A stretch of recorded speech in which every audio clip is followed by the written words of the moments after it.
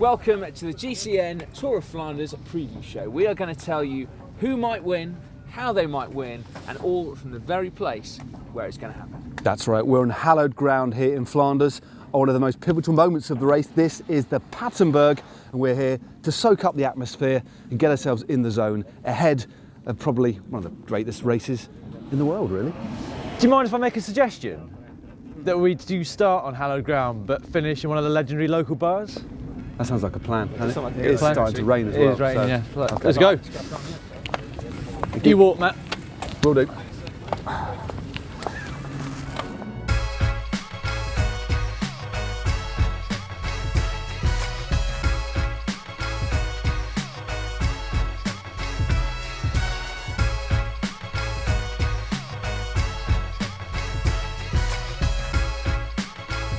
So, what is the route of the Ronde and what will the riders face? Well, the men's course is 255 kilometres, starting in the beautiful city of Bruges and finishing in the equally gorgeous town of Oudenaarde. And in between, they face 103 kilometres of flat before facing 18 hellingen.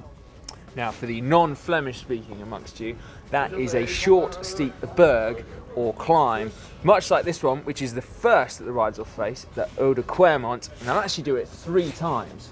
Hellingen, indeed. Yeah, now as mentioned, they do have to do the 18 climbs, and 12 of those 18 are actually on horrible cobblestones, just like the ones that we've got here on the Quermont. The other thing worth mentioning is that this is the only race Tour of Flanders where they actually put barriers up the side of all the climbs. So things like the Patenberg and the Tijnberg, which means that the riders are forced to race up these rough cobbles in the middle as opposed to the smooth gutter at the side. And that isn't the end of the cobbles either, because in addition to the bergs, they've got 7 flat sections of pavé to contend with as well. Well, now the women's event is a little bit shorter at just 145 kilometres, but with 5 sectors of pavé and 10 climbs, it is still plenty tough enough to be worthy of the accolade of one of the most prestigious one-day races of the year. Definitely. When you look at these climbs objectively, they're mere pimples when compared to your Ventoux or your Stelvios, but size isn't everything. No, that is very true, Matt. And actually, the fact that the climbs here in Flanders are so short is partly what makes the Tour of Flanders so hard to race. So 1 to 2 minute, almost flat out effort, 17 climbs for the men. It all adds up when it's anaerobic efforts. So if you try going out training and doing 17 flat out 1 to 2 minute intervals, before you even get halfway through, you're going to be begging to do a nice steady alpine climb. Now the other thing to consider is positioning. Now these roads are so narrow and there's so many bottlenecks that to keep yourself in contention you need to ride in about the first 20 riders, and in a field of 200 that's no mean feat. So quite simply there's a fight for position, and over the course of the race, remember it's about 250 k's, this can become remarkably physically and mentally draining, even with a good team around you. Yeah, and actually, at least the first half of the climbing section of the Tour of Flanders, the finish lines come almost at the start of the climbs. So there's a huge bunch sprint to make sure you're in those first 20 positions. And once they get to the climbs themselves, they can actually go ever so slightly steadier, safe in the knowledge at the front that they're in the right position, whilst the people in 100th place have got nowhere to move. Almost there, Matt. Here's Dan. Alexander Kristoff, Katusha. After a brief dip in form, the 2015 winner is coming back ominously to his best, as victories in the 3 days of the Panna testify. He's got one of the biggest engines in the peloton and the tactical nous to deliver that power with devastating effect. Fabian Cancellara treks Segafredo. Now Cancellara may now be in his final year of racing, but that doesn't mean that he's not on some of the best form of his career. He's taken 4 dominant wins already in 2016, and his ride to gap 2 minutes back to the lead group after a mechanical E3 was one of the rides of the year so far. So if he steers clear of that bad luck, it would take a brave man to bet against him taking a 4th Tour of Flanders.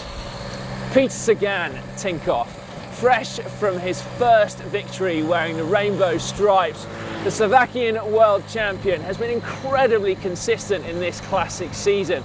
Second at Het Nieuwsblad, second at E3, and then the aforementioned win at Gent-Wevelgem show that he has some great form.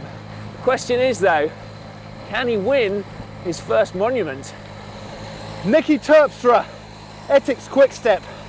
The men in blue have had an awful time in the Cobble Classics so far, and they've got 2 races to try and turn things around. Second in Flanders last year and winner of Paris-Roubaix in 2015. Can the Dutchman be the man to turn around their fortunes? Greg van Avermaet, BMC. There's no doubt Van Avermaet is one of the riders of 2016 so far. He has a very strong team to back him up, and it just feels like he's on the cusp of winning a big monument. So often the bridesmaid, he really seems to have gained confidence this year. His best result in this race so far, second in 2014. Can he go one better this year? Michał Kwiatkowski, Team Sky. This is a man who can excel on any terrain, and he's also in incredible form right now. Important to mention as well, he is surrounded by a team rich in depth and talent. Geraint Thomas, Ian Stannard and Luke Rowe are all riders who on their day could potentially take this race as well, giving the pole plenty of options to play a very canny race. In the women's race, the Boels Dolman squad have been in dominant form this season so far, winning every single round of the Women's World Tour, with Lizzie Armitstead, the world champion, and Chantal Black, the individual World Tour leader. And to be fair, their squad is that strong in depth, any one of them could possibly take victory. Yeah, definitely seems like they could. Last year's winner, Elisa Longo Borghini, will lead the Wiggle High Five squad, although to be fair, she has yet to win a race so far in 2016. But on the other hand, Lisa Brennauer, now riding for Canyon SRAM, has looked in very good form and is definitely one that could be a contender at the end of the race. And the other super team is the Rabo Liv team. Of those riders, I think Lucinda Brand is the one that seems to have the best form, although Marianne Vos could still potentially take the start line.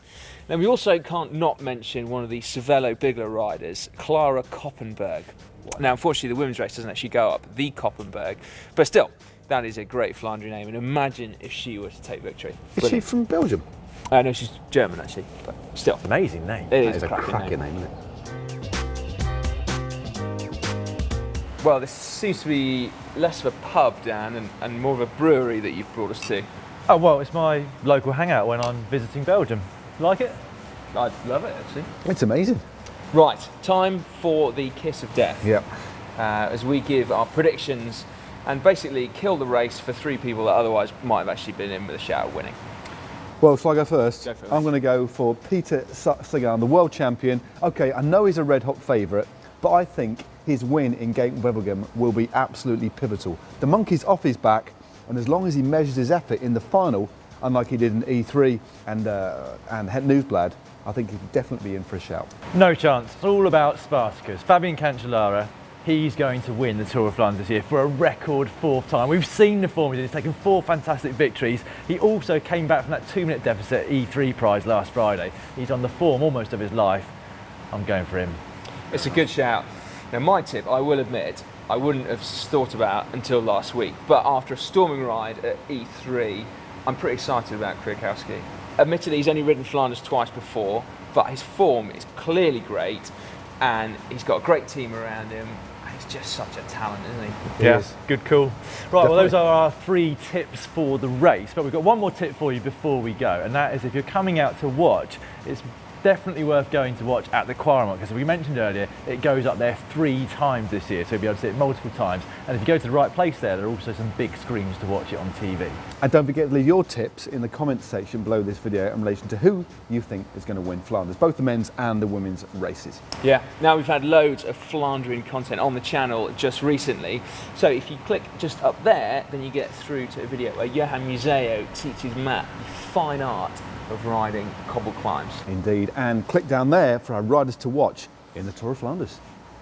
Otherwise, subscribe to GCN, just click on the globe. It's probably loitering somewhere on this screen. Yeah, as it tends to do. Right. Yeah, cheers. Cheers then. Here's to Flanders. Here's to Flanders. is to Dan's Brewery.